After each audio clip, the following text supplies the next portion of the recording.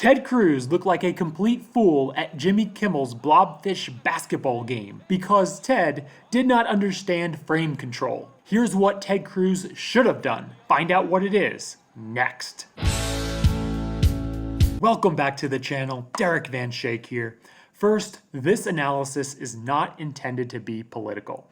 We're simply using this situation as an example to demonstrate frame control so you can use it to your advantage. Jimmy Kimmel made Ted Cruz look like a spineless fool at his Blobfish Classic basketball game because Kimmel understood the power of frame control, while Cruz seemed absolutely clueless about what he was walking into, and then during the entire game, he clearly didn't know how to break out of Kimmel's frame. It was all part of Kimmel's plan, executed perfectly to make Ted Cruz look absolutely terrible during his election year. We'll go through key situations of this basketball game to highlight how Ted was dominated with frame control so you can identify frame control in your life and use it to your advantage to take control of your interactions. Now, let's get started. I have bruises all over my body. He kept poking me with his hooves. This Blobfish basketball came about when Jimmy Kimmel mentioned that Ted Cruz looked like a blobfish. At that point, Ted Cruz challenged Jimmy Kimmel at a charity basketball game. Also, I want to mention something here. Comparing another human being to an animal is probably one of the most degrading things you can do to another human being. It's what humans have been doing to other humans for centuries, to degrade them and to make it okay to do atrocities against them. We've seen this with slavery. Also, we look at Nazi Germany,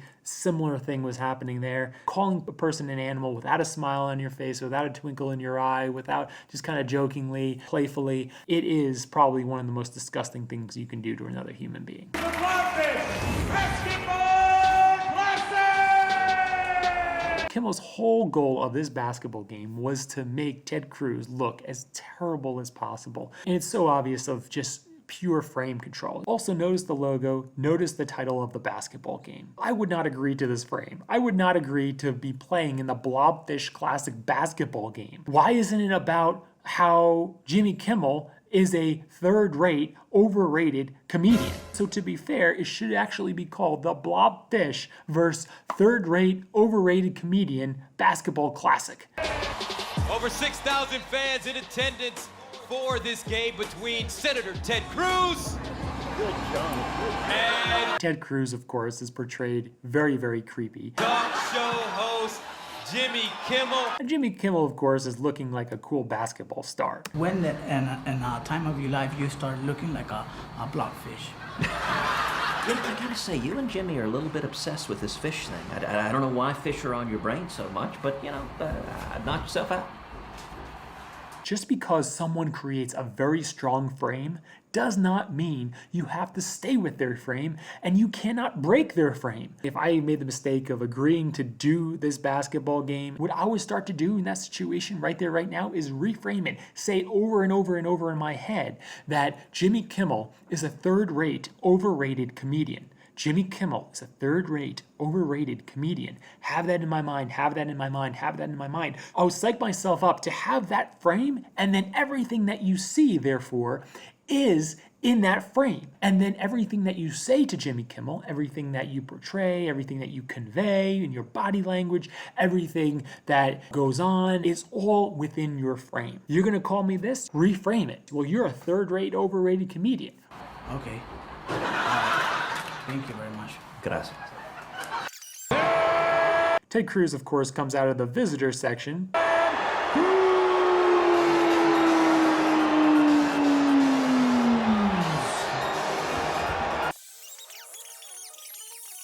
Jimmy Kimmel comes out of the home locker room with smoke and lights.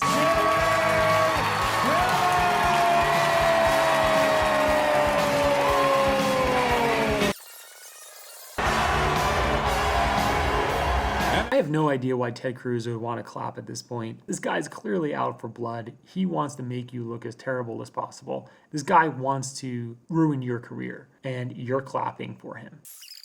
Hold on, let me have a look at that coin.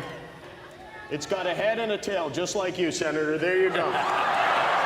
Again, very, very degrading. Clearly he doesn't believe he's actually a blobfish, but the fact that he's not saying it in a joking type way is very, very mean. At this point, Ted doesn't know what to say. He just kind of looks down and gives a half smile. But if you look at Jimmy Kimmel, he has a straight look on his face. And that's very disgusting. There's no smirk, there's no little joke, there's no pat on the back, there's nothing like that. It is purely serious. That's the sad part about this. That, I mean, come on, you're in a charity basketball game. You can smile and joke around. If you want to call him, you look like a blobfish, whatever, that's fine, but give a little bit of a smile. He's right there in front of you. Did you spend more time this week practicing basketball than trying to get those kids out of that detention center? Jimmy gives him another jab here, and look at Ted Cruz's reaction. A smile and a bow. The reason why, he's living in Jimmy's frame. I'm a blobfish. I'm kind of fat. I look funny. Terrible senator. You're a famous comedian. All of that. The reason why is because he did not have a strong frame of his own. When you don't have a strong frame of your own, your weak frame will be quickly absorbed by the stronger one. This is why it's so important to go into interactions with a strong frame, especially something like this, where Jimmy Kimmel has a clear frame of what all of this is. So he just looks down and kind of smiles, doesn't know what to say. If he had a strong frame of what all this means and how he sees all this, then all of a sudden he will have comebacks. If you ever wonder why in certain social interactions you are speechless, it's because you don't have a strong enough frame and you're just living in someone else's frame. Seems like it. See, this is a good lesson for you and those kids in that detention center. Jimmy then goes after him again on this because he didn't say anything before. And then Ted Cruz responds, and his response is all rational and logical. What about all the kids Obama detained? Keep in mind, a logical, rational frame will always be beaten by an emotional, moral frame. Yeah, if there were any, you should have done something about that too. Also, Jimmy Kimmel is a comedian. He knows frame control. While Ted Cruz was a constitutional lawyer, argued cases in front of the US Supreme Court. His arguments are all rational and logical. That's what he knows. But Jimmy Kimmel, as a comedian, his arguments are all gonna be emotional. So he's gonna win every single time. We should have played to 11. True. We should have played to 4. What I would say to Jimmy, wow, you need to get into shape. I'm just warming up. Glad to see Then Kimmel drags Cruz through the political mud. you've forgiven Donald Trump Lion Ted Cruz. for all the horrible things he said about your family. Lion Ted. Again, Kimmel with his emotional, moral frame. I commend Ted Oh, he lies. on putting business first and his balls on a shelf somewhere. Vote your conscience. But Ted Cruz, of course, comes back with a very logical, rational frame. Speaking of balls, Jimmy, you're a professional comedian. In 8 years, did you ever tell a joke about Obama? Yes, lots of them. Well, I even roasted him to his face at the correspondence you know, dinner. I think I figured it out. You're not from Kenya. It's even worse. You're from Canada. Hollywood would do better if they actually listened to the millions of Americans who were unhappy with the direction this country was going under Obama. What does Jimmy Kimmel do? Just so you know, they're not booing, they're saying through. Oh no, they're booing. Actually, they're booing. Emotional frame. Who just won that encounter? Here we go, let's play basketball. And he's also telling Ted Cruz, hey, we're playing basketball now, displaying clear dominance over him. Who's harder to defend, me or Trump? Did you learn this grabbiness from Trump? Throws it. Oh, he hit it. He lands it. Thank goodness. Ted Cruz wins the basketball game, and Jimmy Kimmel smiles because this wasn't really about basketball. I'm going to match you and give 10 grand to both charities as well. You're a good sport. I still think you're a terrible senator. Jimmy Kimmel calls Ted Cruz a terrible senator. I think you all know how I would respond to that. I'm actually going to give Ted Cruz a lot of credit right here. He did not shake Jimmy Kimmel's hand after he just called him a terrible senator. And in the next shot, it looks like Jimmy Kimmel had to shake his own hand. Thanks for the game. Kids, you got to see your daddy win something. Right here, it's obvious that even Ted Cruz's own family is buying into Jimmy's frame.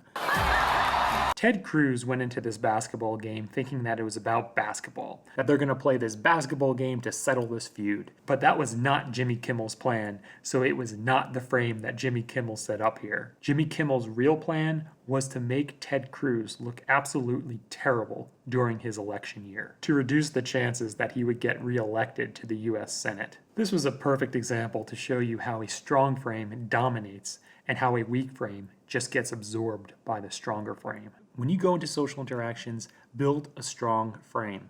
What do you want? What does all this mean? What is your objective? If you do that, you'll come across as more dominant and have more to say in conversations because you're not living in someone else's frame. The song that I'm going to play next will get stuck in your head.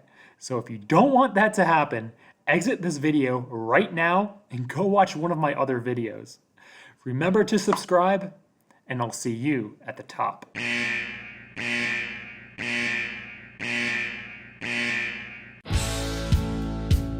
If you're gonna run in Texas, you can't be a liberal man, 'cause liberal thought is not the spirit of a Lone Star man. You gotta be tough as Texas and honest about your plans. If you're gonna run in Texas, you can't be a liberal man.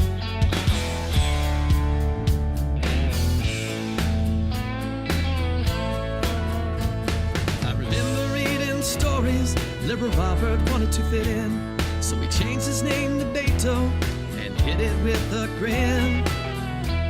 Beto wants those open borders and he wants to take our guns. Not a chance on earth he'll get a vote from millions of Texans. If you're gonna run in Texas, you can't be a liberal man.